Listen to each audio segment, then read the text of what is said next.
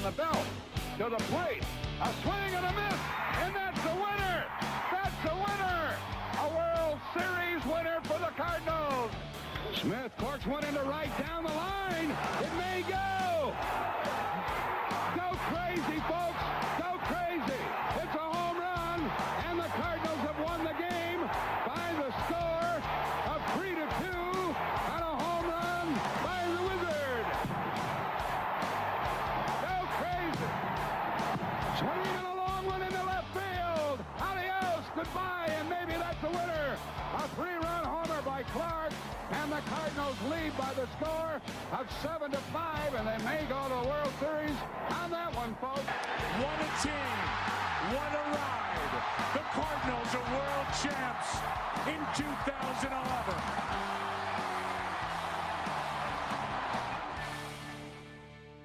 Welcome to That's a Winner podcast. I am Ryan Jenkins. With me, as always, is Josh Brown. All right, Josh, welcome to the show. I got a little echo. I don't think, is it just me? You sound good over there in your ears?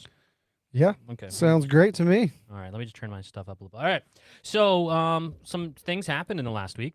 The Cardinals. Finally. Yeah, the Cardinals signed Willson Contreras. So how about that? So I know the last episode we talked about, we were on board with Willson Contreras. I have been on board with Willson Contreras before, I guess, the offseason, or, as we got into the offseason and talked about what the possibilities are and who could possibly be the Cardinals' next catcher. I was always on board and said that made the most sense. It would only cost a qualifying offer pick because of it, and it was just money. Do you think the Cardinals overpaid, underpaid, or was it just right for Willson Contreras? I mean, I think based off the market, what you're seeing, all the deals that happen in winter meetings. I mean, I think I read Ken Rosenthal said over $2 billion's already been spent in free agency. Right. We're dropping the bucket compared to that, $87.5 million. Yeah. It's not much compared to what other teams are spending. That's for sure. No, I think we got a discount, honestly, on Contreras. I think if he wanted to push harder, he could have gotten the Astros to get up to 20, maybe even 21 million a year. I thought he was easily going to get $100 million a year if it was a 5-year deal. Yeah, I thought it was going to be a 4-year deal at $20 million. I think I told you that via text. I think I predicted it'd be 4 years, $80 million. And that's at $20 million, obviously, with a 5th-year option. I was a little surprised they went to the 5th year just straight out of the gate and then added the 6-year option, but they got him for a little less than I kind of expected. So over those 5 years, that's $15 million less, than if it was $20 million, right? So, yeah. It kind of evened out to where I thought it would be. I'm all on board with it. I think there's a lot of things that go back and forth about people talking about Willson Contreras versus Sean Murphy, which we'll get into as well in that trade. But he is a good enough defender. And we got one message on Twitter today, just before we went on here, about how it was the ultimate overpay for the Cubs DH. And he said, oops, I mean catcher. I think that he's going to catch a lot more than what he did with the Cubs. I think that was more for what the Cubs wanted to see who they had at catcher and all their other options going forward. But I'm on board with Willson Contreras. I loved everything he had to say in the presser. I loved everything he had to say with the Players Tribune, that article, that video that came out with that. Fantastic. I'm on board with everything that he had to say. I mean, and he said all the right things, which you expect him to. You didn't expect him to come out and say St. Louis is boring or anything, right? I mean, you just expected him to say the right stuff, and he definitely did. Yeah, thankfully he didn't say any of that in his time with the Cubs. That would have been awkward, huh? Yeah. I mean, he did say that he was already better, was going to be than Yachty and Buster Posey. That was like maybe 2017 or 2018 when Yachty had to reach out to him and put him in his place a little bit. But and they mentioned that in the press conference. Yeah. He was talked to. Someone asked him about that. He just said it was just a misunderstanding. Yeah. And then Yachty is his idol. And I think it couldn't have really lined up any better for the Cardinals because of exactly what happened. Now, if you want to talk about Sean Murphy and that part of it, we definitely can. Let's just talk about the Cardinals and Sean Murphy part first. I don't believe the info that came out today. Now, you might. You're talking about from Ken Rosenthal, right? Yes. Inside that deal, yeah. I had that article pulled up because I knew we were going to talk about it. Well, let's just start off with this, okay? We rarely see 3-team trades, especially in baseball. I feel like it does not happen often. I can't even tell you the last time that it happened, and it was a bigger trade, at least Sure. bigger names like this. Sometimes you see that when teams are doing salary dumps and want to mix in some prospects or trade contracts or whatever. You see it a lot in the NBA. I have never seen a 3-team trade like this where the team trading for like the main piece, the Braves, like I don't even know that they won the trade. The A's definitely didn't win the trade. Right. So I've never seen one team that wasn't like expected like to get the big guy, Right. fleece the other 2 teams and get the better trade out of it. Like the Brewers won this trade to me easily with what they had to give up. They got 2 pitchers kicked back to them that are major league ready or quality pitchers, and they gave up like 1 guy. Yeah.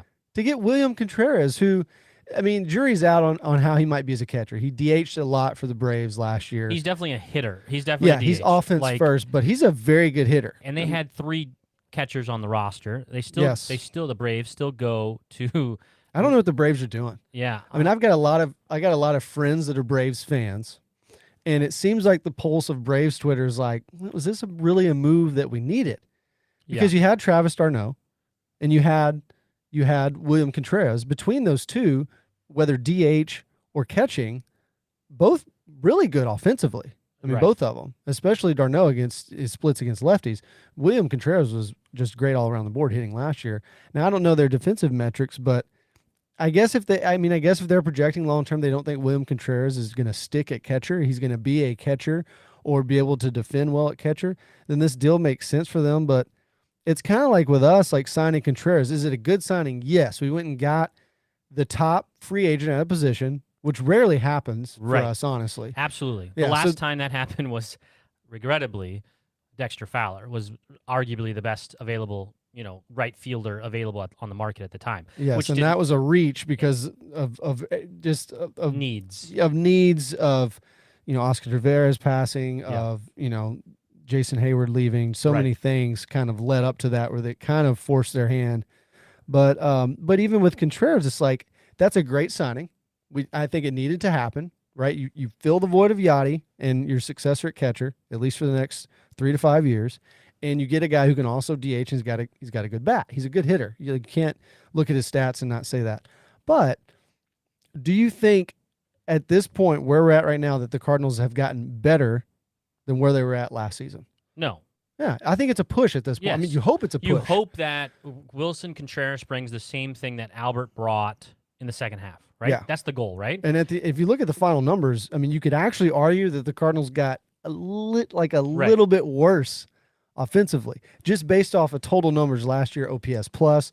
Albert had 24 home runs. I think Contreras had like 21 or 22. Sure. Like Albert actually had better stats around the board and better like the traditional counting stats, even home runs and RBI. Now Contreras was hurt. He had some ankle issues and things, so he's also going to play a catcher, and that's going to be obviously a huge upgrade at that position. Yes. In the hitting side of it, right? But the point being, like, you can't be done. Right. Well, yeah, sure, but I also think it's a huge upgrade even defensively. I mean, Kisner was top.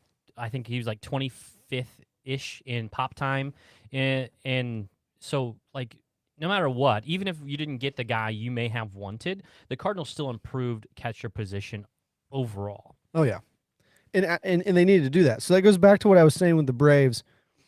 I think there's a little bit of that with Braves fans. At least the pulse that I've seen is like, okay, well, did we get better though?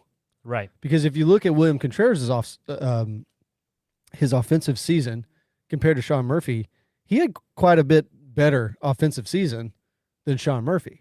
So you could argue like it didn't do anything for them offensively, really. If anything, it might be a push. Now they've gotten the guy that's generally looked around as MLB right now as the all-around best catcher option. Right. And so if that's what the Braves wanted, they got that guy. I will say, who they gave up to get him based off what we were seeing, based off what Ken was reporting. The A's just, I don't know what they were thinking with this trade. Yeah. I mean, they got a lot of the Braves' top prospects within their top 10 to 12, but none of them, we've talked about this off the podcast, we'll talk about it now, none of the prospects they got from the Braves were in the top MLB top 100. Right, so they got the number one overall prospect in the Braves organization, which is Kyle Mueller, I do believe. He's number one, but he is equivalent to our 7th top prospects. Like Graceffo or Well, technically, Ivan Herrera is where he ranks right. in that area. So it's like giving up Ivan Herrera and then 2 other dudes you've never heard of in the Cardinals farm system. Like that's what the A's got. And so people say, well, they sold the farm. Well, they sold the Braves farm. They didn't. Not all. This is like a really good point. I think I can't remember who made it, but not all farm systems are created equal. Yeah. The Cardinals farm versus the Braves farm is not even close right now.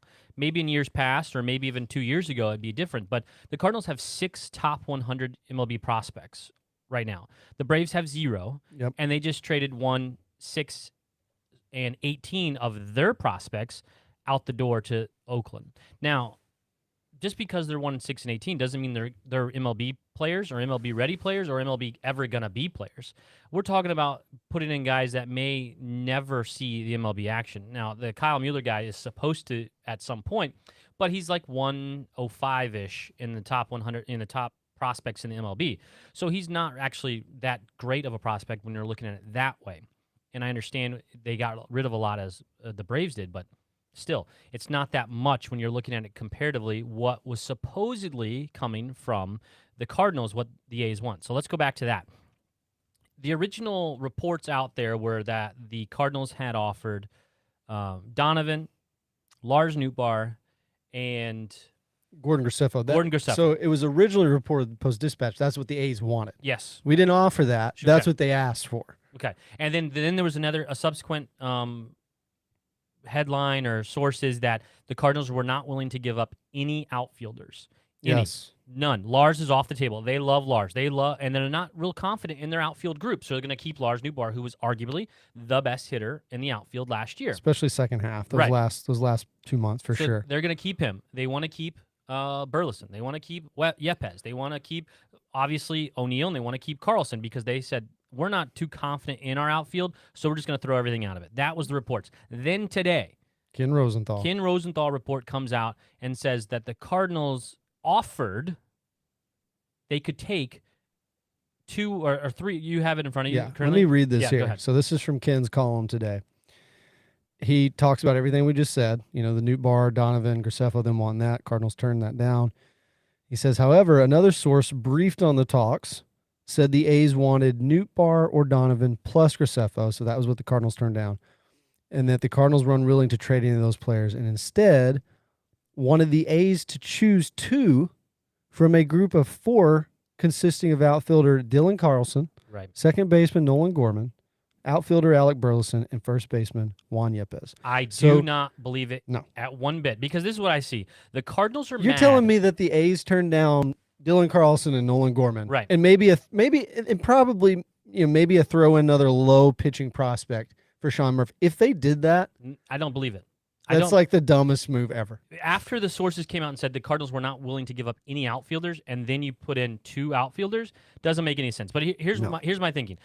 What happened was the Cardinals and everyone, the fans, everyone out there saw what the A's end up getting for Sean Murphy, which was not anything to speak of, really. No. Nothing big. So what happened was that They got quantity over quality for sure. right. So then the Cardinals and the fans, they all see that. Now they need to save face. So the organization that is usually very tight-lipped and nothing ever gets out, right? That's what everyone talks about. There's no sources inside the Cardinals. Now all of a sudden this gets out there. No. I don't believe that. I think it got out there on purpose to make everyone go, oh, that's why the Cardinals didn't do it. Yeah. Oh, like this is what they were. They Or for tried. the A's to make you think, well, this is, we turn those players down because we don't really think that Right. they're that, like, these are the guys that we wanted. Right. Like, okay. Right. And so it was put out there for the Cardinals to say, we tried. See how hard we tried? We tried to give up these guys. Yeah. I do not believe it in the slightest that these were the guys that were giving up because the sources just previously said that they would not give up any outfielders. So who would leak that part? The A's would leak that part out, saying that the Cardinals won't give up any outfielders because supposedly the Cardinals have no leaks. Then all of a sudden this gets leaked out today. I'm not buying it. Well, listen, one thing I've picked up on this. Okay, well, so 2 things I want to go into real quick. I seem to have a lot of back and forth with the people on Twitter. Oh, Cardinals yes. Twitter. Oh, can I say something real quick? Yeah. Whenever you see us post on Twitter, That's a Winter Pod, it is sometimes me. It's usually Ryan, and it is sometimes Josh. but I'll Now- also reply to. Now, we piggyback on it. Now, if you see a bad take, it's usually Josh. Now, if you see Ryan's prefacing that now to No, hide behind the guys. gonna If say- any of his future bad takes, I was gonna say, and just tie it to me. And if it's one of my bad takes, it's still probably Josh's take. If it's a good take, it's probably mine. No, but we both tweet from it, so it can be confusing. And I would like to add that to the bio, but there's not enough characters left in the bio to say tweets are by. Maybe just do our initials. We could, but I don't know. But what We don't have to. But so you have been getting a lot of heat. Our Yes. Twitter handle is getting heat from people because you bring up that Carlson was not going to go anywhere because he was not a part of. They would not give up him for the Soto trade. Yes, and this So go makes a lot of people mad because they can't get around. They can't wrap their heads around. Every time I point out this fact, okay, but they didn't want to include Dylan Carlson and Nolan Gorman. Right. We know that because it was reported, and we know that it was reported that Mo told them two specifically, not Newt Barr, not Donovan, not any other prospect. Was it reported that he said that to? He told it to Nolan Gorman and to Dylan Carlson, hey, you're not going anywhere. Right. That's what he said. So based on that alone, we know he did not want to trade those two. Is that me saying that, oh man, the Nationals, all they wanted was Dylan Carlson for Juan Soto? I can't believe the Cardinals didn't do this. All they wanted was Dylan Carlson and Nolan Gorman for Juan Soto. I can't believe the Cardinals didn't do this. No, I'm not an idiot. Of course, that's not what I'm saying. I know that there were other pieces involved, but you're not gonna go and tell these guys you're not going anywhere. Yes. And then turn around and trade them. Yes. And that's 4 my months problem. later, right? That's my problem with this because Jordan Walker's one thing. Jordan Walker and all those is one thing. I'm still willing to bet, based off how Mo spoke to Gorman and Carlson, that even if Walker was out of it, even if Wynn was out of it, and they were still asking for Carlson and Gorman together, he would have turned it down. Right. That's what it seems like to me based off of what he told those two guys. So let's take that logically and say, now why 5 months later, when we've talked about this with Tyler O'Neill, everybody wants to point out, well, why would you try to trade Tyler O'Neill right now? His trade value is at its lowest point. Well, Dylan Carlson's trade value is at its lowest point right now too. He's got the difference is he's got control, and you might think he still has a higher ceiling, which he should. He's still only played like 2 full seasons, 2.5 full seasons. So that being said, why 5 months later, after Mo telling him you're going nowhere, would he trade him for a catcher that's had one really good season? Sean Murphy, at the end of the day, whether you believe he's blossoming or not into the next generation of really good catchers, he's had one really good season. He's had a really good defensive season in 2021 when he won the Gold Glove, and then he had a really good all-around season this year where he did it with the bat and he did it with the glove. So like a Gold Glove season 2021 and a really good season 2022. Why would Mo turn around and trade Dylan Carlson 5 months later for 3 years of control of that guy, but not 2.5 years control of arguably one of the greatest hitters of our generation? It makes no sense. Same thing with Nolan Gorman. And I've said this and I'll stand by it. I don't think that Dylan Carlson and I don't think that Nolan Gorman are going anywhere anytime soon. It is not going to happen. I think after you, as Mozeliak, you after saying that to them, cannot go and then trade them for a lesser player. Right? It doesn't happen. One thing we know to be true of the Cardinals, and Derek Gould pointed this out on That's Us. That's Us. On his best podcast in baseball that he does with Ben Fred. That's a great one too. They got a different perspective. But he pointed this out, and it's a good point. If there's one thing that we know about the Cardinals in this front office, Mozeliak's admitted it, they overvalue their prospects. They probably value them too high. He's admitted that, candidly. Yes. We also know that because of that, they are more apt to give these guys way too many chances than they are to, especially after Rosarena and after Adolis Garcia, especially after that the last couple of years, they are way more apt now to give these guys every chance that they can to succeed, even when it doesn't look great. Case in point, Paul DeYoung, Matt Carpenter. Yes. I mean, I'm just trying to think of others. I mean, Dakota Hudson's had really awful stretches. Like we've seen it. Dylan Carlson, Tyler O'Neill. We're on the 3rd or 4th year of, I'm telling you, Tyler O'Neill's a 40 home run guy. Okay, well, the last 5 years we've seen close to that once. Right. The rest of it's been injuries and underperformance. And they're still giving those chances. So you're telling me, while they're still giving Paul DeYoung chances, like legitimate runs, at getting at bats, while they're still giving legitimate at bats and runs for Tyler O'Neill and saying he's our left fielder, that in the midst of that, they're going to trade Dylan Carlson, who was a top prospect several years ago, and or Nolan Gorman, who was just your top prospect a year ago before he graduated. It makes no sense. No. It's not going to happen. You have to ride those trains out for them, and they are going to ride them out. Now, I don't always agree with you, and I tend to agree with this point because I just don't see them trading any of those guys, and it's because Mo would not go out there. Like, did he tell Jordan Walker the same thing? Probably so, right? Did he tell him? He didn't tell Juan Yepes. He didn't tell Alec Burleson. He didn't tell I mean, not that we know that was reported, right? But he didn't tell any of those guys. Right. You're absolutely right. So he told them. I don't know why you would stick your neck out, and I believe this since this goes back to the Blogger Day, Podcaster Day at the stadium. That Mo has been more candid than I've ever seen him be in all of his tenure with the St. Louis Cardinals.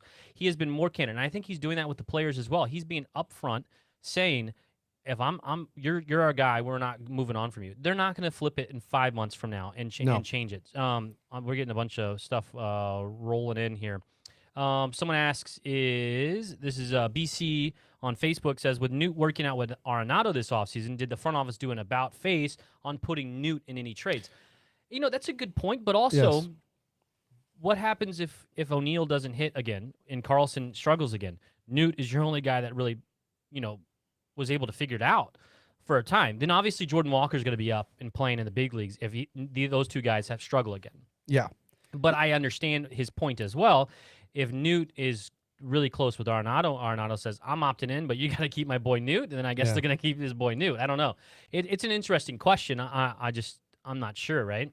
Yeah, and so Newt Bar and Nolan, I believe, were working out in the last offseason as well. Is kind of when that started. And they're both from California. Yes, so they've been working out together. Now that is one thing from all this. I really do think has been accurately reported and is interesting, is the league's perception of Newt Bar, because now we have it reported that the A's asked for him in a deal, and the Blue Jays also asked for him in any potential catcher deal. Let's talk about that briefly, too. A question came in from Chris. What about Helsley for Jansen offer? Sources conflict so much on everything. Now, this is mind-boggling. When I saw this, I was like, what are we talking about? Like, the St. Louis Cardinals attempted Ryan Helsley for Jansen in the Blue Jays? I don't think I would have hated it. You've talked about this before too. Like, if you can acquire and get the everyday at bat, the everyday hitter, get that. And at the end of the day, like Ryan Helsley had an amazing year. Yeah, was it his ceiling? Year before that was awful. Yeah. Now he had a lot of injuries with his legs. It prohibited him from pushing off the mound and generating power. That's why we saw so much velocity go up this year. I do think he can sustain that. But for this is our closer for the next 2 or 3 years. We have a Alex Reyes. Yeah. We have a Trevor Rosenthal. Yeah. Trevor Rosenthal, the makeup, the velocity, very similar to Ryan Helsley in terms of like his pitches. Now, I think Helsley's got an even more dynamic fastball, and I think his slider is better than what Rosenthal had. Do we think the Cardinals are mad at him for how the season ended? Like, did he selfishly think of trying to keep himself on the mound and not say, hey, I'm having this issue out here? Is that Ollie's fault? Is that his fault? I don't know. But, like, where does that line up with possible where this stirs up? Did they have an issue postseason? Like, hey, you did not come forth with what we needed. It cost us. Was there some fallout there? That would be my only thought there. Like, is there fallout because of how the season ended? Yeah, I'm not sure. What we do know is that if Mozeliak has a falling out with you, odds are you're going to be gone pretty quick. Yeah, that's true. Because we've seen that with, several players and coaches, including Mike Schilt, mainly. Right. So I don't think that's the case. I know when Ollie was at winter meetings, he was on MLB Network one night, and they were asking him about the pitching, about the bullpen. He said, yeah, we need, he talked about getting arms. And he specifically said, like, the more we can bridge the gap to get to Helsley in the ninth. Yeah. So, I mean, I don't think there's anything there with that, but I don't hate the trade idea. Because if there's one thing the Cardinals have been pretty good at, I feel like the last 5 to 8 years, is it's finding a closer within the organization, Right. within their prospects. There's always someone next up, they've right? done it with Alex Reyes. They've done it with Carlos Martinez. Jordan Hicks, and he could still be that guy. Look, Yep. you've tried out now almost half a season with him starting. It did not work out. Like, you can't. He's not a starter. It's not going to happen. BC agrees with you. Yeah. So he Look, you got a fan right there. Yeah. There we go. He Jordan Hicks could very easily be your closer. Sure. I mean he could. Yeah. Like, now the difference between him and Helsley is the walks. That's always been Hicks' kryptonite. You saw the video of the 102-mile-an-hour center cut pitches all year, and 102 or 102 Or at least more. 102 or more. Yeah. Hicks and Helsley were in that video a lot. yeah. So if you don't know the video, is 102 miles an hour or more, middle, and I think the batting average was 0. I do. No. believe. Yeah. Not one hit. Not one hit whenever it was 102 plus, and it was middle. And Ryan Helsley and Jordan Hicks was all over that video. Yeah. And They had a lot of appearances in that. when you can throw that fast, it as long as You can keep make it- mistakes when you throw that hard. When you can keep it in the strike zone, it's better to be middle than it is wide, and you can get guys out. And it's proven that. In that video clip, I don't remember who posted it. It may have been was Pitching Ninja. Okay, Pitching Ninja, Yeah. our friend Pitching Ninja, Rob Friedman, I think is his name. Yeah. Because that video, like, I don't think most of them were even hits. Like, there were some, hit bad Barely on any. ball. There were barely any foul ball. There were a few that were lineouts. I'm like, Yeah. that was impressive to me Yeah, that there were like lineouts. There's lots of Ks and like easy, soft rollovers, like barely got bad on ball. So that's a big part of it. Yeah, we've got some other questions coming in here. David Gardner asking about what about signing Swanson? Look, Dansby Swanson is still out there. We knew. I mean, you talked about this because it was reported. We were pretty confident nothing was going to happen with him at winter meetings because he had his wedding coming up. That just happened, I think, this past Saturday. weekend. Yeah. Yeah, just past Saturday. So you got to assume he's on his honeymoon now. Yeah. So he's probably still not like. He's letting his agent do the Right. talks, probably giving him some text updates, but Right. generally, I don't think anything's going to happen with him probably till the end of this like week. how about at the, your at the wife? earliest. Your wife would be like, "Hey, can you she'd focus be- over here?" She'd be Superman. Yeah, but if it's for a few $100 million. Oh, yeah. It might be a little different story. You might be able to step away and take a phone call for that. But yes, I mean, so we've talked about Swanson. David, if you haven't listened to us before, we broke this down our last podcast. We've talked about this a lot. But I would say still, if the Cardinals are going to go after a shortstop, they should go after Carlos Correa. And those are the two left. Yes, right? those are the two left. The two good ones. I don't know. There might be other ones out there, Yeah. but those are the two notable ones left. But based off of what Bogarts got and based off of what Trey Turner got, it's pretty confident that Correa and Swanson are going to get a lot of money in a lot of years. So I don't think we're going to be in on either of those guys remotely. Let's Talk briefly about that part of it, okay? So I put a poll out earlier today. Let me find it real quick. We don't have to necessarily tell what the results are currently because it still has 19 hours left on the poll. So this is what I'll put out to you, and I'll put it up on our podcast part of it, so it'll be on Spotify and everything there that you can vote on this, as well as our Twitter is where it is currently. If the St. Louis Cardinals could just sign one or do one of these, which would you prefer? Trade for Tatis Jr. or sign Carlos Rodon for 7 years, $210 million? Where do you sit with that? Right now, this has 273 votes, which is a pretty good number for vote-wise. But where do you sit with that? Tatis Jr., I think he has about 12 years left on his deal. I'm pulling up his contract at about now. $24 million a year.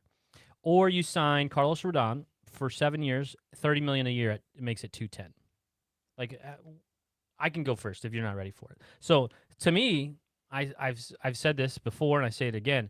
I would much rather pay a guy that kind of money that plays every day. Like every day, give me the guy that plays every day and pay him that money and bring me all the offense I can get. I would much rather have offense instead of having a guy that pitches every 5 days making $30 million a year. Like I feel like we can go and find pitchers all day. If we score 10 runs a game, then it doesn't matter if you don't have a number one pitcher. Ideally. And it worked for the most part last year, right? Right. Our pitcher, the Cardinals haven't had a strikeout pitcher. Aside from Flaherty, when Flaherty's right and Flaherty's Flaherty, Right. they haven't had a strikeout pitcher in years. And Right. it worked, for the most part, it worked fine last year. Why did we lose in the playoffs? Wasn't because of pitching. No. Wasn't because our pitchers didn't keep us in the game. Because we couldn't hit. Couldn't hit. Couldn't So get the big hit. I'm way more apt to keep on adding more offense than I am to sign a big guy. Now I'm all in for Carlos Rodon. Like I can break it down and make it make sense to you already. Like why is this still relevant? Like why can we still? People say we're not going to sign him, and I've been on that boat too. Like we're never going to sign Carlos Rodon. But then today, I kind of really thought about it. The Willson Contreras deal is actually only paying $10 million in 2023. They got that backloaded. So They backloaded the deal. other 4 years are 18 something a million a year. Yeah. So if he's making 10, Wayno's contract's deferred. Now it still counts to the luxury tax, but it's still deferred. Like we're not touching the luxury tax, so it doesn't matter, right? No. So let's say you can backload Rodon. So you pay him $17 million in 2023, and then you have 0 pitchers on the one other pitcher on the books for the next few years, and that's Matt's. So why not just be able to backload that? So you add 17 more million to the payroll for next year. You can afford Carlos Rodon if you want. But back to the original question: would you rather have Tatis Jr. and the rest of his remaining contract? We obviously don't know what it would cost to get him player-wise, prospect-wise, or major league talent, or sign Carlos Rodon to 7 years, $210 million. And that's about what his number is. They think about 30-ish. Some think 27. He's to seeking 32. at least 200. I mean, he's wanting a 7-year, 200 plus million deal. Right. So I voted Rodon on this initially, and it's so tough with Rodon. Like I was looking up some of his stuff today, and we talked about this. When he is healthy, he's like elite, like really, really good. And especially in his strikeout stuff, his swing and miss stuff. So I shared this earlier. These last 2 seasons, 2022 and 2021, he has had back-to-back seasons of 12 or more K per 9. Right, So which is 12 unbelievable. Yes. And just how unbelievable is that? I shared this earlier. MLB Network was talking about this today. Consecutive seasons with 12 or more K per 9 in MLB history. There's only been 6 players to do this. Consecutive seasons, so back-to-back. Randy Johnson, he did it 5 times, 97 through 2001. Chris Sale, that 3-year period, 2017 to 2019, when he was just fantastic for the White Sox, Red Sox. Max Scherzer, who we've talked about, probably one of the biggest Cardinal misses in team history in terms of who they should have signed. 27 to 2019, Scherzer did it 3 times. Rodon's on there 2 times the last 2 seasons. Garrett Cole's on there twice, 18 and 19. Justin Verlander's on there twice, 18 and 19. The point is, this guy is really, really good when he's healthy. Now, the big question mark is, are these last 2 seasons that we've seen of him on the mound who he's going to be moving forward for the next 7 years? And that's the hardest thing about giving out a 5+ year contract like this to an injury-prone pitcher is you're rolling the dice. There's no way to know for sure. And what's interesting to me, let's say he gets 7 years, $210 million, right? Let's say that's the deal he gets from the Yankees, whoever it is. You know who else also got 7 years, $210 million in 2015? Max Scherzer. And that is one of the, probably for my money, one of the best free agent contracts, free agent signings of a pitcher in MLB history. Because Scherzer went out that year that the Nationals signed him. He threw 2 no-hitters in 1 season. Then he goes on to win back-to-back Cy Youngs. I believe that was 17 and 18. Finished top 5 of Cy Young several more years. Helps win you the World Series in 2019. That contract could not have worked out. And guess what? Both guys, Scherzer when he signed in 2015 and Rodon now signing in 2022, both were their age 30 when they signed these contracts. The biggest difference between the two is Scherzer never had crazy injury history, right? He's never had a bad injury history. So when the Nationals signed that 7-year deal, they had that in their pocket of, all right, this guy has always been a workhorse. He's always gotten outs, and he's always had a low ERA. We can count on him year in and year out to throw around 200 innings. Carlos Rodon has never thrown more than 178 innings, and he just did it this year in 2022. He's had a lot of injuries throughout his career. So that's what makes me nervous about giving him that. Now, if this was a couple years ago when Scherzer was a free agent again, yeah, give him all that money for 3 or 4 years because I think he'd have been worth it. You got to think about it, though. Rodon just did a 2-year prove-it deal with an opt-out. Yeah, and he opted out. With San He Francisco. bet on himself. He had a very good season. He had a 2-year prove-it deal because he was coming off injury, right? So that's why it worries me as well, because if that guy goes down, that's $30 million a year for 7 years, and he's a pitcher and he's not pitching. We've seen pitchers get hurt, which is going to happen. If he gets hurt and then he's bad, then what do you have on your hands? You've got Patrick Corbin. Right. Yeah. The with Nationals a had. huge deal that's just unbelievable. And Patrick Corbin didn't even have injury history, really. He was just Fell bad. off. Right. So what about, they won a World Series with him, right? So, he got paid because of the World Series pretty much. Oh, Corbin, yeah, he Yeah. got an extension after that. Right. But what I want to say on Tatis and why I think now looking at it, I might lean a little more toward him. He's still got 12 years left on his extension. Yeah. Of that 14. 12 years, right? So I was right on that, right? So Of that 12 years Yeah. at But- 24-ish? Well, but so what's interesting with his salary is this coming up season 2023, he's only making $7 million. 2024, he only makes $11 million. Wow. 2025 and 2026 is only $20 million. Then it jumps up to $25 million a year for 27 and 28. He doesn't start hitting $36 million a year until 2029. So his is very backloaded. Very backloaded. But what's crazy, even those last 6 years of his contract, you're paying him $36 million a year for his age 30 to 35 season. Yeah. That's what we're paying Arenado right now. We're gonna be $35 million a year. Does he have a no trade on there? He has a full So he has a full no trade clause through 2028. Now, I don't want to He's got a 10-team no trade list 2029 and on. I got to assume, because if they want to unload him, because obviously there's discourse in that relationship, if they want to unload him, I would feel like, maybe this is incorrect, that the Cardinals would be an acceptable place because of his family history, right? Oh, his dad would love it, and they need a shortstop. And Edmonds great. I think he can play at shortstop Yes. fine, but given the history of his family, there could be a Because fit. his dad was mad that the Cardinals didn't take him initially. Yeah.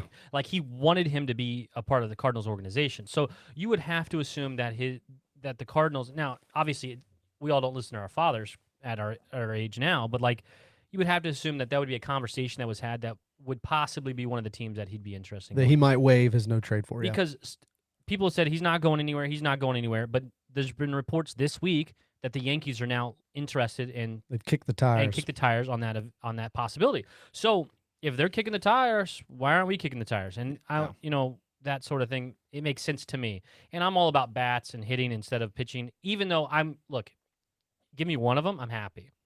Because you're improving the team. Yeah. But does it improve the team? I still feel we're bat short. And that's not because I feel like we need a shortstop, but there's a abundance of shortstops that have been out there that are There's available. still really good hitters out there. Right.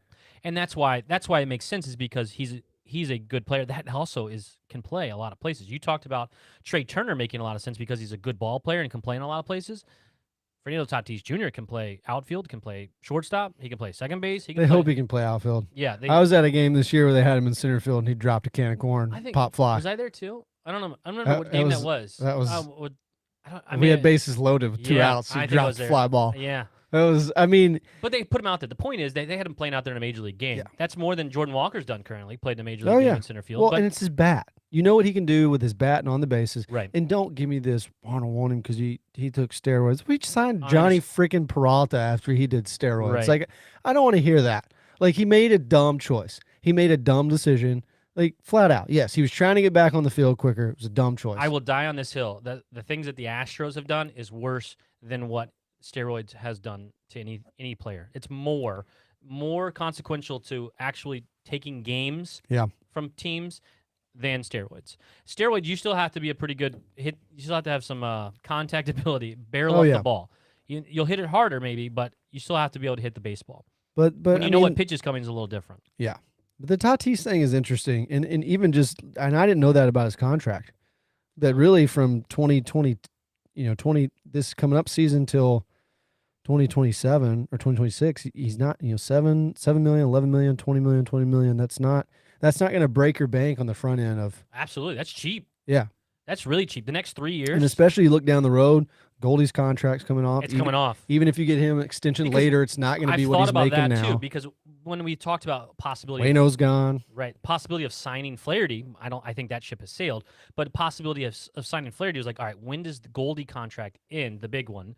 then you can be able to afford more contracts. Well, if he's only making him being Tatis Jr. making $7 million and then like $11 million, like you just said, then that's when the Goldie contract falls off. You may re-sign him to a smaller deal, but the point is there's room there to be able to take that on. I'm more intrigued by that now. I hope someone on Twitter or Facebook today tweeted at us, said we're gonna be in a part of the Tatis rumors for the next 10 years, so might as well go ahead and get it done now. Yeah. Like it's just gonna keep on spiraling that. And I get it on the other end of people saying he's not going anywhere because it's the same kind of thing as Carlson's like, okay, well, are you trading him like Low, right? But if if you're the Padres, you're probably trading him at the lowest point of his value. He just did steroids. Sure. He's had the injuries. Like it doesn't make sense. But if they hate him, if they don't want him in their clubhouse, And he could very well be pissed at them. I mean, look what they just gave Xander Bogaerts. right? That's a lot of money to play his position. Sure, That but is also, that is telling Fernando Tatis Jr. Even when you come back, which they were already telling him this because they had thrown him in the outfield. So I'm like, we don't think you're good enough to play shortstop. And that's another piece of this. If you're the Cardinals and you want him to play shortstop, you do have to look at the guy has made a lot of errors at Sure. shortstop. He's got a lot of bad throwing errors, but how dynamic his bat is, and if he could settle into the outfield, which given his athleticism, I mean, this is a guy since he's come up has not had an OPS plus lower than 154. That is insane. That's high. Yeah, that's the average OPS plus in the league is 100. Yes. Like anything above 100 is good, and he's at 154, which is very high. Has not slugged lower than 571. Yeah. I mean, like, BC and again, he's agreeing with 22. us. He's 22 years old. He's He is Dylan the same Carlson's age. as Dylan Carlson. He Yeah. is. I mean, that's what people look. That's what kills me about Nolan Gorman hate and Dylan Carlson hate. These dudes are 22 years old, and we're talking about why aren't they producing? It's rare. Juan Soto and Tatis Jr. are the only ones I can think of in the last decade that have done that. Right. Mike Trout didn't even do that when he came How up. old is Rodriguez in Seattle? Julio Rodriguez. Julio Rodriguez. He's pretty young, I think. But the point is, it doesn't happen that often. So to let these guys mature a little bit and become good ball players is not that far-fetched. And if you can get in young and keep Tatis for a long time, I'm all for it. But we might just be beating a drum because it doesn't make any sense. But BC agrees with us again. Tatis lengthened his lineup immensely. Are you kidding? Hell yeah, it lengthens his lineup. If you can have that going, and then you still have Gorman as a DH, you have Edman move over to second base, that is a strong lineup. And then you just hope and pray that you're able to get anything from O'Neill, because that just becomes less important and then less pressure. And you hope that just Dylan Carlson and O'Neill would then just be able to not have to worry about as much. And that's the problem with our lineup is it's still hopes and if this works out. Right. Right? Like, I mean, look at the Padres. You've got Manny Machado. You've got Juan Soto. You've got Xander Bogaerts. You've got, I mean, they've got at least 4 guys. The Phillies now have like 5 guys: Schwarber, Harper, Hoskins, Turner, Cassiano. Real Muto is fantastic. Castellanos had a down year, but he could very easily bounce back with a good offensive season. And the same, like Dodgers are still very good. The Mets still have 4 or 5 guys. It's like we've still only got 3 at the end of the day. Now, if Tyler O'Neill hits like he hit in 2021, there's your 4. Right. But we thought he was going to do that this year, and he didn't. If Jordan Walker comes up and hits great, then that means that either Dylan Carlson, Lars Nootbaar, or Tyler O'Neill either got hurt or were not hitting. Like the only way that Walker comes up this year and is flourishing as a right fielder, as a left fielder, is if one of those 3 guys sucked it up or got injured. Yeah, I was on the fence going into the offseason saying that Jordan Walker is going to be on this roster out of spring training. I think it's his job to lose to get on the roster. I think he'll get every opportunity in the world to be on the roster, and I think he makes the roster out of spring training. I don't think he starts out of spring training, which I think could be wrong. Like maybe you just put him out there and let him go into right field and let him just live, right? But I think that he's just going to make the roster, and you see what happens. But if you lack somewhere, he's the guy that's going in. If someone's not hitting, it's got to be him. He's going to go in and he's going to get the opportunity. But also, like everyone wanted, and we celebrated Nolan Gorman getting called up. If he doesn't play to this level that everyone thinks he's going to play to, relax. Like he may be like the top 5 prospect in all of baseball, but he may not be a stud right out of the gate. Like it might not happen that way. And I think a lot of it takes time. Absolutely. I mean, Albert Pujols don't happen all the time. Juan Soto doesn't happen all the time. Sometimes these guys just really have to play baseball in the majors for a couple years to find their way. It takes time. I'm trying to look here. How many games? So Nolan Gorman played last season with us. It wasn't a ton. I would mean, say he got 60 or 70 would be my guess, but I don't know off the top of my he head. got a ride. Let me see here. I've got it pulled up. 89 games. Okay, a 80 little more than I thought. 89 games. So half a season. Yeah, half a season. So I was just looking at like Trout, for example. But hold on. His first Half 40 a season, games were he had terrible. 14 or 15 home runs in half a season? Yeah. 14 or 15. And then 14 home runs. 14 home runs, and he had 16 in the minors last year. So he had 30 home runs combined. He struck out pretty much what he's anticipated to strike out. He batted pretty much expected what he was supposed to bat. And I don't know what people thought was going to be of Nolan Gorman. He had a 106 OPS plus. Well, yeah. He was 6% over he's league average. Above average hitter, and he was one of the best second base hitters in all of baseball. I think what you saw of him this year will be the worst, and it wasn't even a season because again he only got 283 at bats, but it'll be the worst you see of him. Slugged 420. He has to be able. He's going to slug way more than 420. They have to let him go against lefties. They have to give him the opportunities, and that's why I've said I'm perfectly fine with dumping Donovan at his ceiling right now and moving on and getting something else for that because I still think we lack a bat, whether that is another outfield bat or something. I don't know what's even out there available for trade, but my point is Donovan hit his ceiling probably last year, and I think the Cardinals like him, but there's a logjam of happening in DH, second base, infielders types of situations. That's not people don't like that take, but I think that's how you make sure you give Nolan Gorman as many bats as possible because Juan Yepes deserves a shot to DH as well. If you think about what the Cardinals haven't done, they could go and sign J.D. Martinez to be their DH. Yep. And that's would not be bad.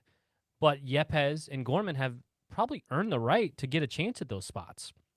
Yeah. I mean, J.D. Martinez is a good player, but as we talked about, Mo and this organization usually gives those guys a chance to be able to prove themselves before they move on or even sign someone else. People complain about the Yankees. They never give their young guys an opportunity. They always sign some big-name guy, and they never give the young guys an opportunity. I think the Cardinals are quite the opposite. I think they give the young guys a lot of leeway to get those opportunities. Yeah, they give them a long leash. Yeah. I think and I'm okay with that now based off what you've seen with the Rosarena and Adolis Garcia and guys that have left and had success. I think what they need to quit doing, and I'm glad that they didn't, and they did it with O'Neill. I'm glad they didn't do it. Was give out this big, not even a big, I mean, they're still team-friendly extensions, but they're like 3, 4, 5-year extensions. Well, when they bust, they overpaid. Yes, right? So like Paul DeYoung, Colton Wong to a lesser extent. I think Wong, for what he got paid, did pretty good on his extension. Sure. Like, we've had way worse than that. Absolutely. But how terrible would it look right now if they had given Tyler O'Neill after last season a 3, 4, 5-year extension? Right. It would not a look lot of people on the radio were pushing for. A lot of people in a lot of different areas were now pushing you're in a much better place with him. For a big.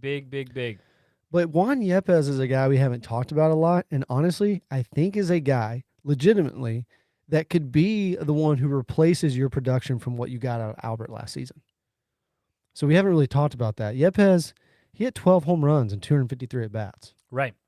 Like he should easily be able to be, if you gave him the at bats, a 25 to 30 home run guy. He had a 111 OPS plus. Well, that's very similar. His season wasn't bad at all. That's what you're saying, similar to Nolan Gorman's numbers, really. Like those two, it's on par, especially power wise. You put those two guys together, they pretty much had a 30 home run season.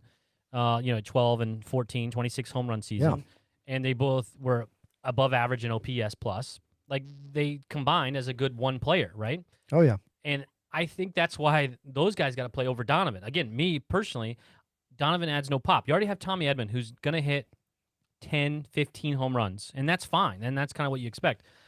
And if you're lucky, he gets 20. But and he's going to steal 40 bases.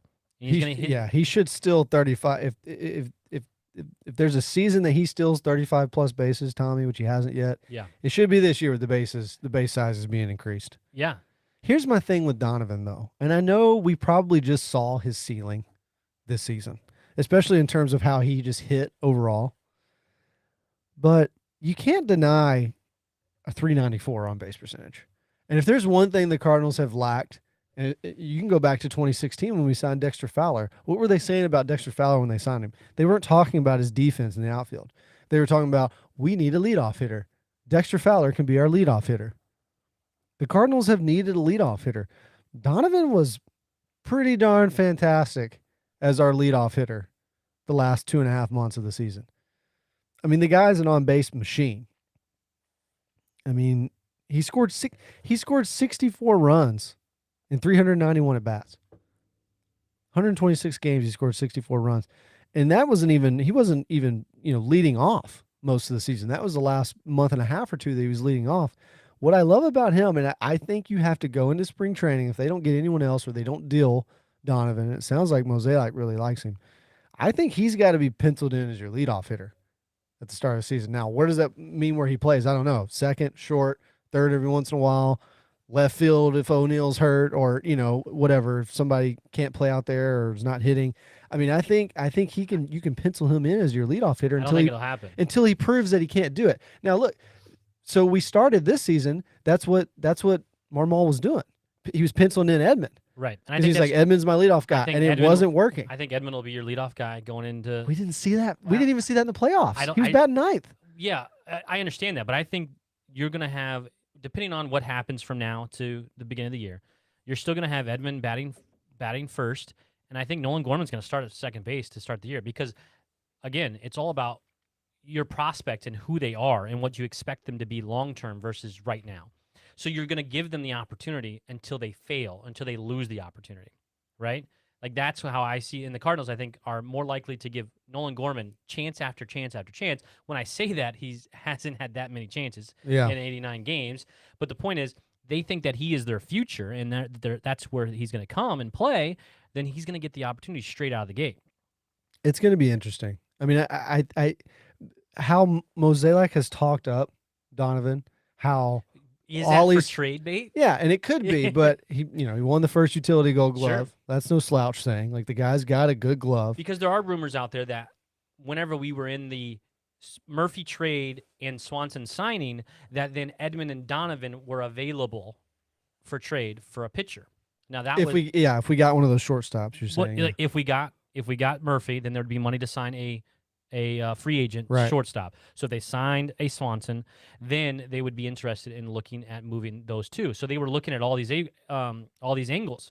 I can't think of his name. Bob he's a Nightingale. No, in the Twitter world, Bob the gambler guy. Incarcerated Bob. Yeah, Incarcerated Bob. There you go.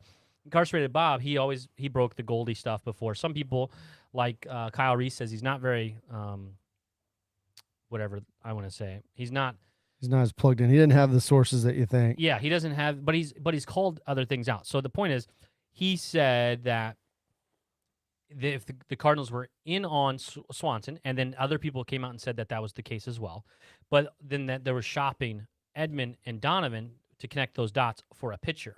One of them, it was available, whichever one a team wanted to take. Obviously, it did not go that way because they moved on from the Murphy trade and they went to the signing of Contreras.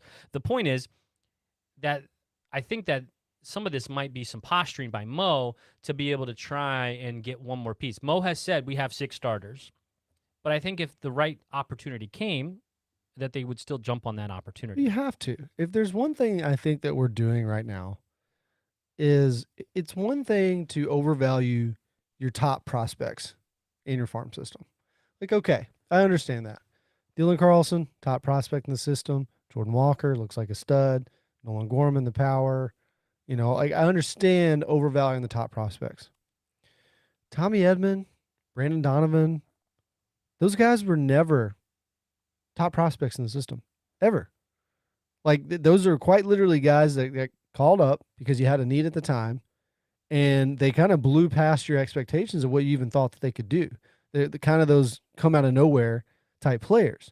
So I don't understand. I mean, even Newbar was starting to climb up the ranks of the prospect list, and I do buy into him, I think, more maybe than Brandon Donovan for sure, because we just never heard the name. But I don't understand overvaluing Tommy and Brandon Donovan. Like, what if you've already gotten their ceiling seasons? Absolutely. Because again, they were never in your top 10 prospects. They were never supposed to. Like, Tommy came out of the gate like a Bo Hart Yeah. Or, like all of a sudden he's just raking doubles, and he hasn't really slowed down. He's had blips of not being able to do that, but like he also has had some really great months as well in the Cardinals organization. He can be streaky. Yeah, definitely. But he's also shown how great he can be as well. And obviously with his WAR as high as it was last year for his good defense. Our good buddy, fan of the show, Seth Teal asks, do y'all think we'll make any more moves? They need to. They need to. We just talked about this They need to. as it stands today. Did the team get better offensively? I don't think they have at this point. You haven't gotten worse. I think it's a push. They've improved a position. Yeah. They've improved a position. You went and got a need. You needed a catcher. Yes. They improved it defensively and they improved it offensively. Do you have other places that you can improve? Yes. Do I think they'll do something else? I think they'll either, and I've sold myself that Rodon is a real possibility because of the money. Man, I don't know. Because of money and what needs to happen in the future. I just don't see them. $200 million is whatever. It's the 7 years that I just don't see with them. Yeah. They've only given out 1 7-year or more contract right. in Mo's tenure, and that was Matt Holliday. Right. And that was for a hitter who, again, no injury history. It's a lot more risk signing a pitcher at that type of deal when they've had an injury history. And this is why part of it makes me so furious. It's like I would be happy if we got Rodon. I'm not going to complain if we go get him. But then like 2 or 3 years from now, if he's injured again, I'm going to be mad. And all I'm going to be thinking is, you gave him $200 million, but you wouldn't even Scherzer. talk. You didn't even talk to Max Scherzer. Yeah. Didn't even try to get a meeting with a guy who is they're doing a that now. Missouri St. Louis guy. Maybe they're doing that because of that with Scherzer. But you're probably doing it with the wrong guy. I get it. Rodon's never pitched more than 180 innings in a season. Like that's where we're at the end of the day. He hasn't. Like he hasn't done that. And he's had injury. Let me get this straight.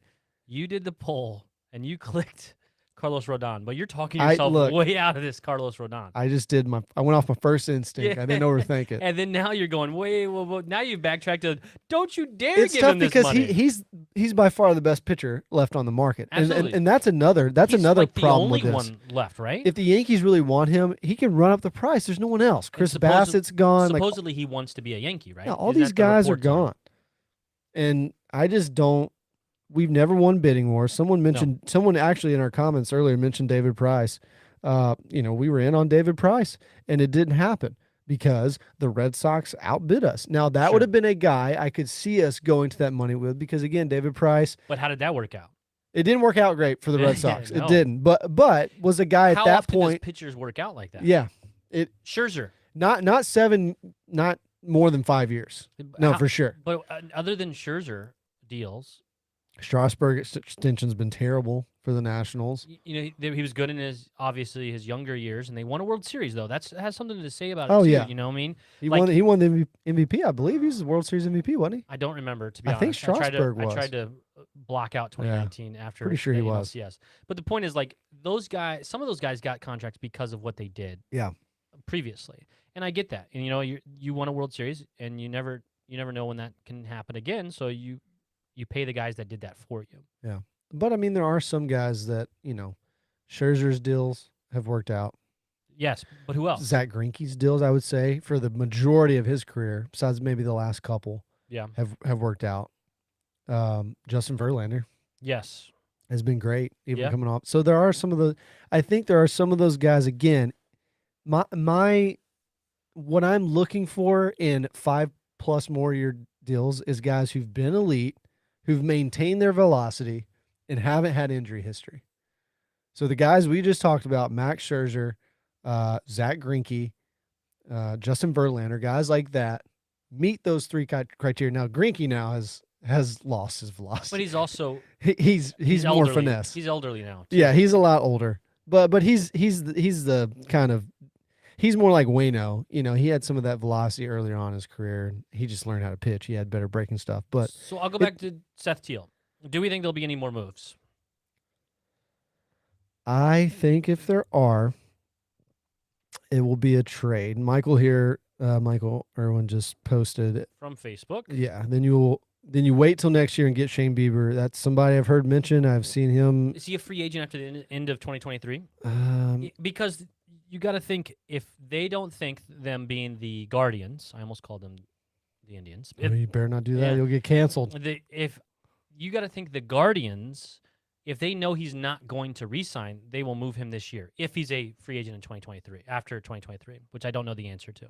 Maybe if Mr. Michael Irwin knows that answer, he can respond. And you're going to look it up too. But like, if you got to assume he's going to get moved if they don't think he's going to re-sign. And I don't expect the Guardians to spend a bunch of money and re-sign him. I don't think, right? No, that's not typically their MO. I mean, look what happened with Francisco Lindor, right? I mean, they thought Right. that was going to be a franchise player. Pulling up Spotrac here on him.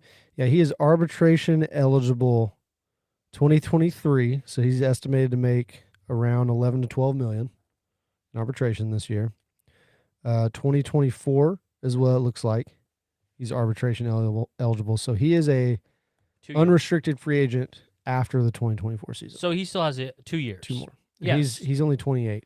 So you can't go get him next year. You could trade for him, I guess. But that might be something that happens in the next offseason. Or maybe at the deadline. Or deadline this year. Maybe if the Indians are just looking awful, they Indians, offer Guardians. Oh, excuse me, sorry. Guardians. My bad. I apologize to Cleveland. everyone. Cleveland. If the Guardians, aren't looking great and these moves that they've made don't work out, and they start, They have a very low payroll this past oh yeah. this past year. They're not, they have room to do it Ramirez if they is like their only big, their only big guy they've got salary wise. All right. Ron jumps in here. No more signings. The season starts tomorrow. Where are we at? We win the division still. Yeah. I mean, look, as people don't want to hear this, and I am a businessman myself, so to think of Cardinals in business way, I do a lot. And the Cardinals' MO, no pun intended for Mo, but MO is to be competitive, win the division, and get hot at the right time. That's how they won the 06 World Series. That's how they won the 2011 World Series. That's the hope. 2004 was a really stacked team. They made it to the World Series. We all know this, and didn't win. Met the team of destiny in the Red Sox. Right. So the point is, the Cardinals' goals will be, and people will keep on shouting this from the rooftops, is that it's not going to work anymore. But 2013, you had the best offense. Yes, 2013, especially with runners in scoring position that year. Right. You didn't.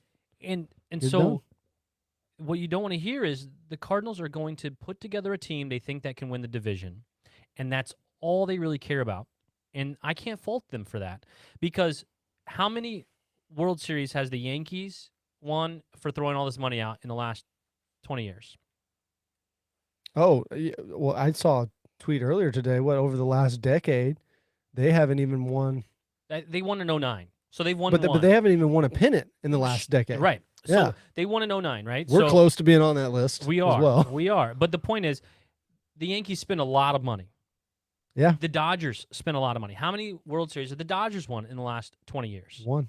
So the point is, you can throw a lot of money at it and it not pay off. And Mosaic has said that. He said that this offseason, I'm pretty sure. Just because you sign these really good players and You sign go big all deals, in, so to speak. This is baseball. This isn't NBA, or this isn't where you can sign one big player and it changes everything. Right.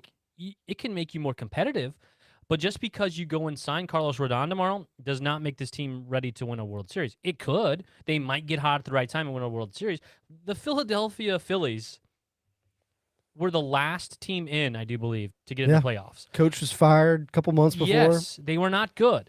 And then they knew they had a lineup that was pretty decent, and it got hot at the right time. It carried them all the way, but they ran into a really good team in the Astros. So the point is, could beat the pitching. the point is, like, the DeWitts are there to run a business and to make money. To sign $50 more million in a season right now, do they make $50 more million because they signed $50 more million? The odds are probably not. Now, if you go to the World Series and you host all those games, yeah, then you can get to that $50 million back. But if you just go and do what you've done before, you're not making that $50 million. They made the best investment last year in $2.5 million in Albert Pujols. They got that money back probably the second day whenever he was signed to get ticket sales.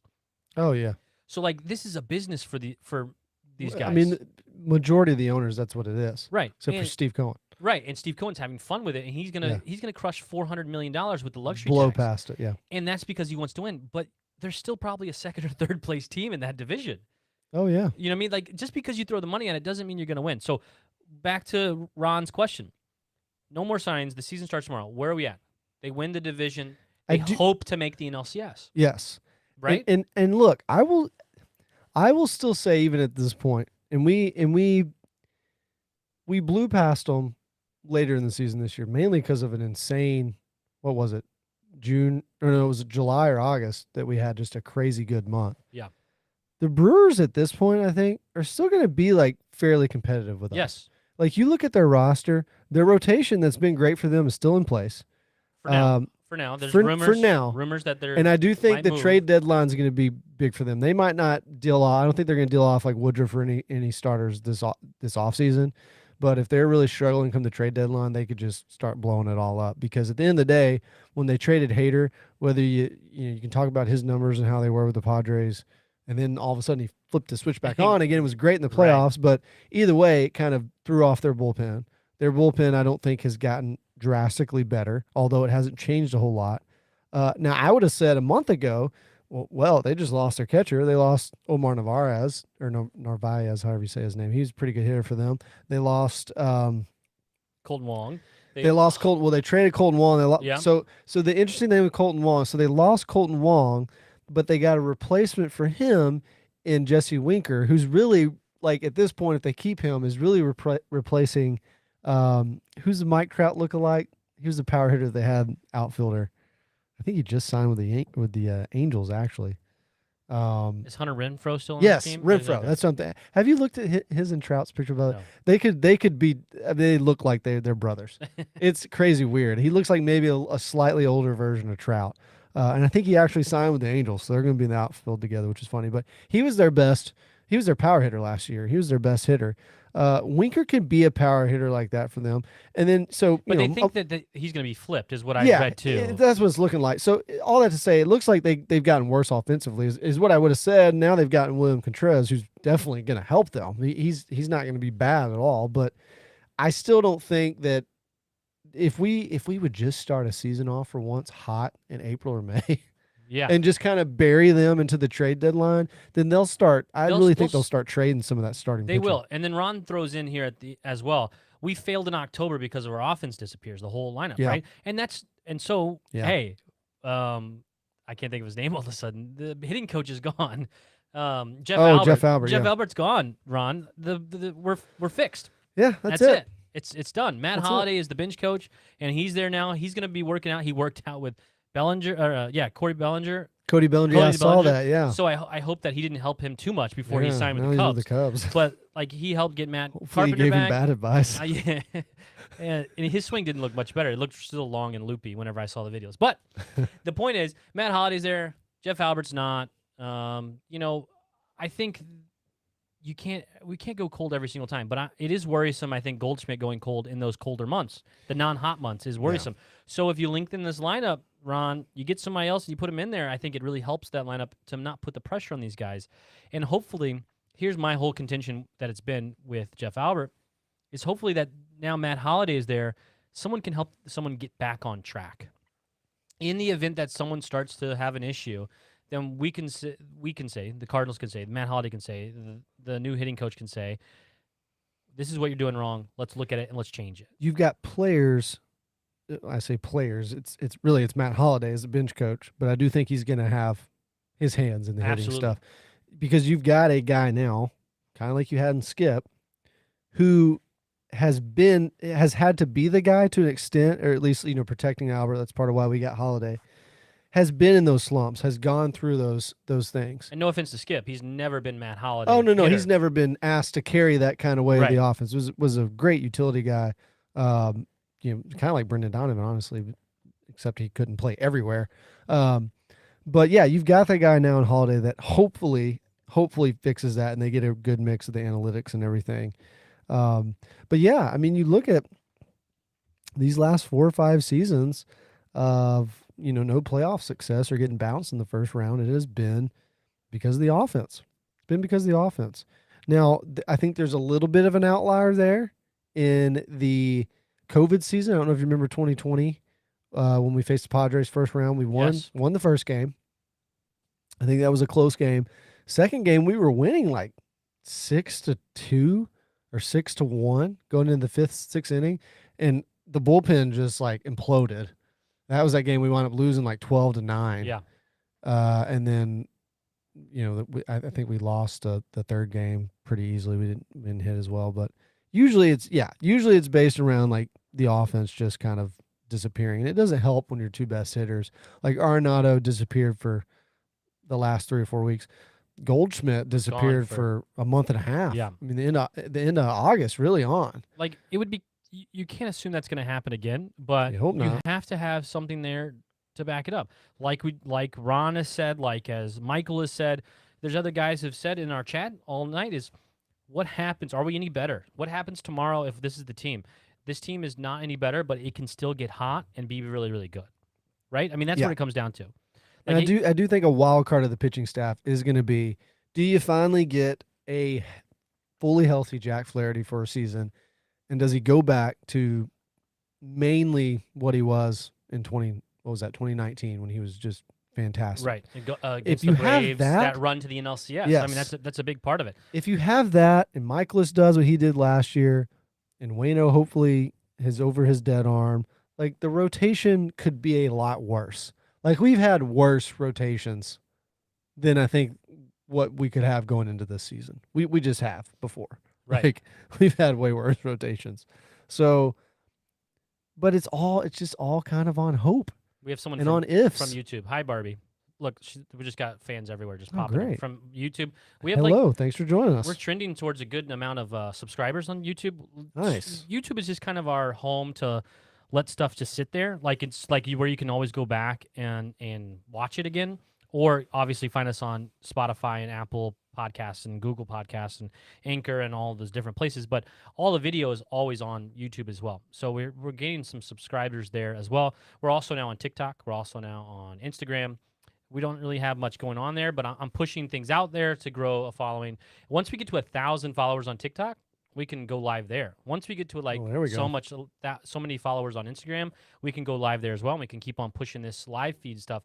I prefer live interaction more than just recording something and then having it available as a podcast stream later. Now, we put this up on podcast for everyone to listen to at a different time, but I really enjoy just being able to have, there's dozens. I mean, my whole side of my screen is full of comments.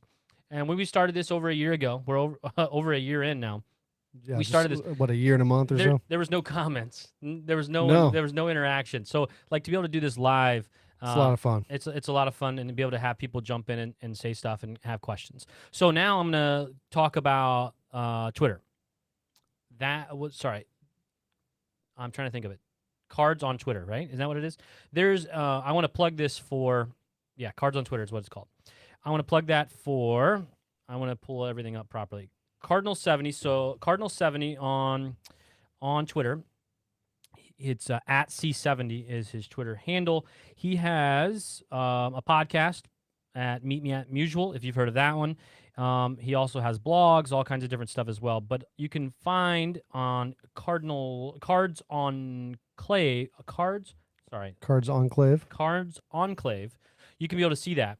And you can be able to, every year he does a ranking of the best Twitter followers in the Cardinals world. Twitterverse, right? Top cards on Twitter, he calls it. Yeah, top cards on Twitter. We came in this year from 0 last year. We were not on it because we were non-existent last year. We came in at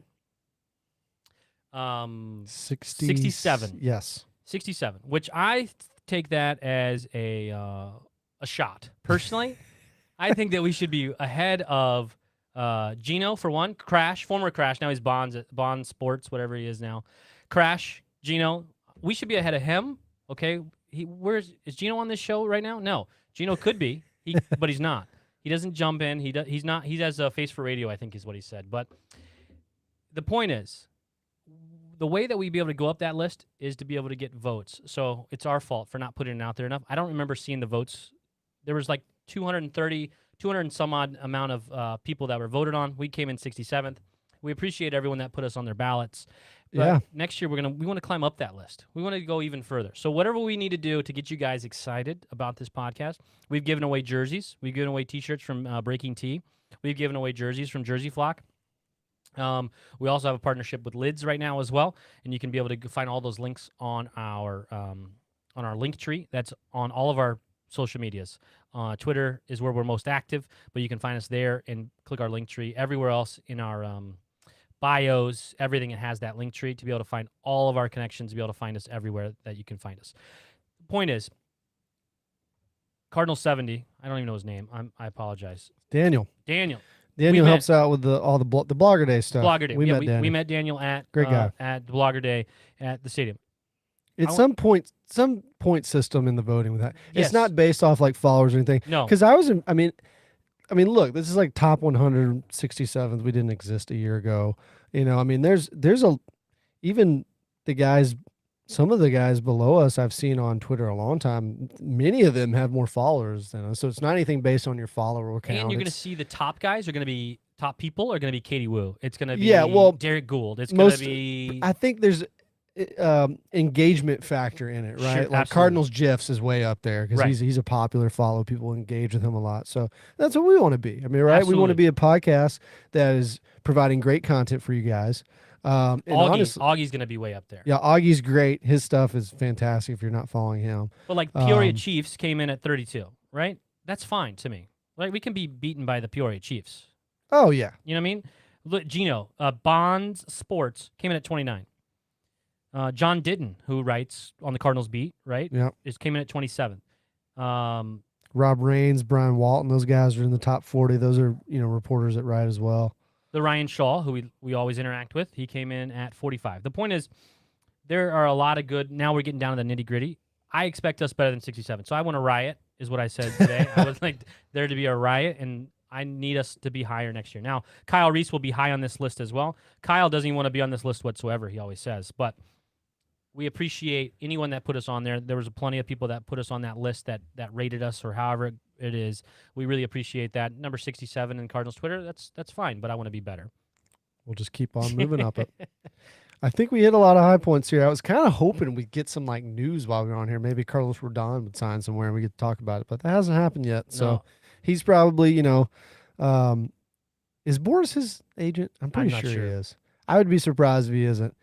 I mean, I think it was John Heyman tweeted today or yesterday that we are the surprise team, the mystery team, so to say, which I guess is, and he even said it's not so much of a mystery that people are saying that's the Cardinals that could be in on Rodon. There is something How new, many sorry. times have we been a mystery team? Always. I think that's Because we never talk about it. Mosaic's never going to talk about. because they don't have a leak. Yeah, and then these all of a sudden, agents use us then every. somehow we get a Cardinals leak today. That's why I think it's So it's they're put in there. probably just using us as a mystery team to pump the Yankees up more and just Absolutely. give Rodon more money. There is something from BR Walkoff. I don't know what BR Walkoff is. It's a Bleacher. It's Bleacher a part of Report. Bleacher Report's Part of Bleacher baseball Report. side. Yeah, Mets showing interest in Carlos Correa. yeah. I just got that alert as well. He would likely play third base for the Mets. That's according to BR Walkoff, but also Ken Rosenthal, Dan Hayes, and someone else So has that as well. Andy McCullough has I that meant as well. to send to you today. I saw a screenshot somebody had posted. They'd gone through Steve Cohen's likes Mhm. on his Twitter page. Yeah. And I think a day or two ago, he liked a tweet from a fan that essentially said, and I'm paraphrasing, but it essentially said, all these owners are mad right now of how much Steve's, spent. Watch how much they rage when he goes out and gets Carlos Correa too. And, Yeah. and Steve Cohen liked that tweet. So maybe there's some fire with that smoke there. We'll see.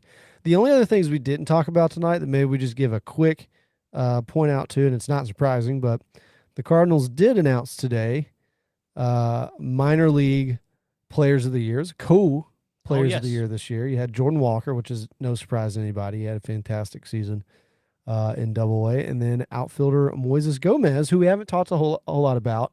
Maybe we'll get Kyle Reese on, friend of the show, hopefully in Maybe next month or so when he does his Dirty Flirty or his top prospect rankings. But those two were co-player of the year. Of course, Moises Gomez broke the Cardinals' minor league record for most home runs in a season with 39 between Memphis and Springfield. And then Jordan Walker, all he did as a 19, 20-year-old was, hit 19 home runs, 31 doubles, scored 100 runs, stole 22 bases, 388 OBP, slugged over 500. All the things you could hope and want from your top prospect. So those are your two minor league co-players of the year. And then Gordon Graceffo, who continues to move up our top prospect rankings. He was the minor league pitcher of the year. His first full professional season, 22 years old. He had a 2.97 ERA, an 0.94 WHIP, which is great. 139 strikeouts in 139.1 innings, So 26 starts at Springfield. Here's the part where we talk about prospects versus players. Yes. Do you like hoarding prospects or do you like to trade them off? I'm going to sneeze, so you talk. I think I definitely don't like hoarding them. Again, I think there are some of these fringe prospects or guys that maybe are right outside the top 10 that we tend to hold on to too long. Now, as I'm saying that, there's going to be people that will be like, well, what about Sandy Alcantara, who I'm pretty sure was a guy who was either right, just barely inside our top 10, or wasn't even in it at the time that we traded him. It's like, obviously, he's like, he's one of the exceptions to that we actually traded and turned out amazing. Zach Galen, I think, is the same way. I don't think he was a big one inside the top 10, but for the most part, though, I think when we've traded some of these guys, They've turned out. It's worked out really well for us. Yeah. Because like Luke Weaver at one time was inside our top 10. Yeah. Carson Kelly was like our number 2 or 3 prospect at the time that we traded him to the Diamondbacks. I go back to Brett Wallace. Yeah, for Matt Holliday. Yeah. I'm trying to think of other guys, but like there were like Colby Rasmus. I thought the Brett Wallace one was going to. I mean, that goes back some years, but I thought He was a lot like Colby. He was hitting bombs. He was tearing it up. I thought that was going to be the biggest mistakes of giving up a guy there was. Like, I thought that was going to be a terrible move. I really did. And that just shows you, like, these guys don't always pan out. But we go back to the business part. The DeWitts run this as a business, as a place to make money. And their philosophy is to have prospects come up and play to be cheap alternatives to be able to sign a guy in free agency. Cost control guys will always play in the Cardinals' major league system because they will have those corner guys, Arenado types, Goldie types, but they will still have the guys, pre-arb, arbitration guys that will keep the cost low to give them an opportunity and hopefully catch fire somewhere and find the next big guy. And that's what the Cardinals do. People don't like to hear that. People don't like to think about that, but that's who the Cardinals are, and I don't think that's going to change unless Bill DeWitt either sells the team or Bill DeWitt III takes over the team and changes philosophies going forward. Yeah, it's not. Unless we get an owner like Cohen that tells Mozeliak or whoever the GM is, go out, do what it takes to get, I want you to, I'm ready to spend money. Pocketbook's open. Right. Unless that happens, it's not going to change. Look, if we didn't trade our prospects for Juan Soto, they're not going to do it for anybody. I mean, we've talked about that. They're not going to do it for anybody. If there was one guy that it made sense for them to do it for, who wasn't just a 1-year rental. I mean, you had him for two and a half. Yeah. It was him. And it didn't happen. So I'm convinced that it's never going to happen, honestly. Not like a big, like us trading a bunch of prospects in a package for somebody. Well, you got to think also right now that these prospects are this is a different time. I know we're going a little long from where we wanted to be, but the prospects that the Cardinals have now are considerably better than they've had in the last 10 years for sure. Yeah, I was going to say 15 years, right? Yeah, probably. 1 through 6 are all in the top 100. 7 through 10-ish, maybe even more, are on the cusp of top 100. Graceffo being there as well. Yeah. Like, this is a different group of important prospects. When we talk about the guys that we from yesteryear that didn't turn out and they were prospects, they weren't these huge prospects. Like, Jordan Walker is literally a top 5 prospect in MLB. That's the difference. That's what it's all about, is because these herald prospects are very high in the Cardinals organization, but also in the MLB. So that's the difference right now, is why we are less likely to let go of them. If we're talking about if the A's came to the Cardinals and said, let's trade 3 of those guys on that list that I have, like that I've shown before, that I tweeted out or put out, of Ivan Herrera, Gordon Graceffo, I don't have it handy. Maybe I do. You're talking about our top 100. Yeah, here we go. No, Avon Herrera, Michael McGreevy, Jonathan Mejia, Joshua Baez, Bryson Motts, Inhoen Pagina, Pete Hansen. I'm probably just destroying their names. But the point is, Max Rajic, Alec Willis, Austin Love, Leonardo Bennell. How many of those guys have you heard of? Deanis Rodriguez. How many of those guys have you heard of? No. That's from our 7 to 19. The point is, 3 of those guys is who the A's got. Would you give up 3 of those guys for any top position player right now? Yeah. Absolutely. Of course. That's the difference. But would you give up Walker and Wynn? No. No. That's the difference. Is because the ceiling's higher. The ceiling is and so much higher. And they're more value. You know, Walker as a top prospect for us obviously is more value than the Braves. One thing we haven't talked about with the top prospect rankings. So we've got 6 of those right now.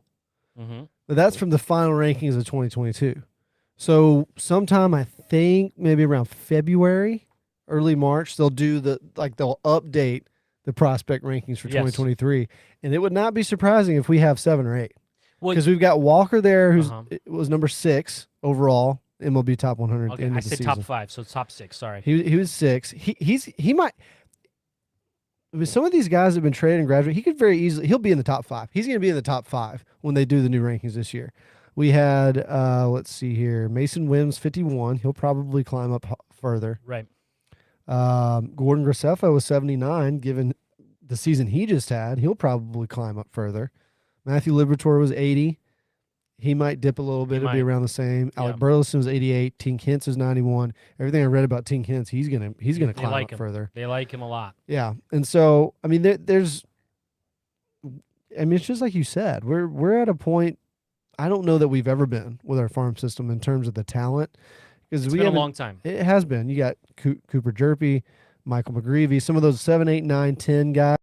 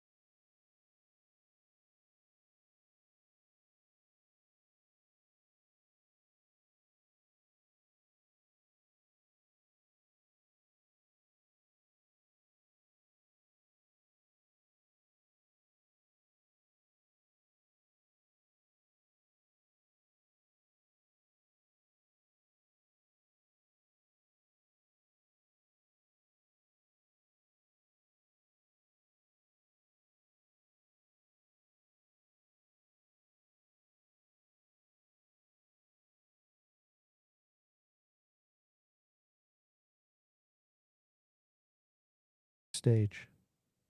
Oh.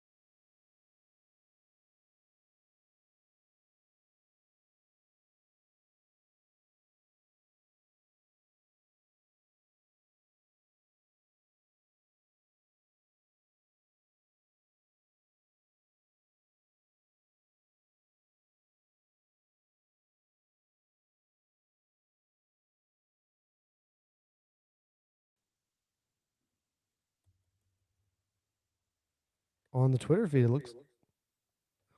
Are you there now? Think so. You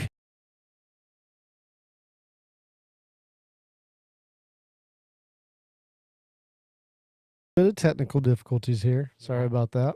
At least it came.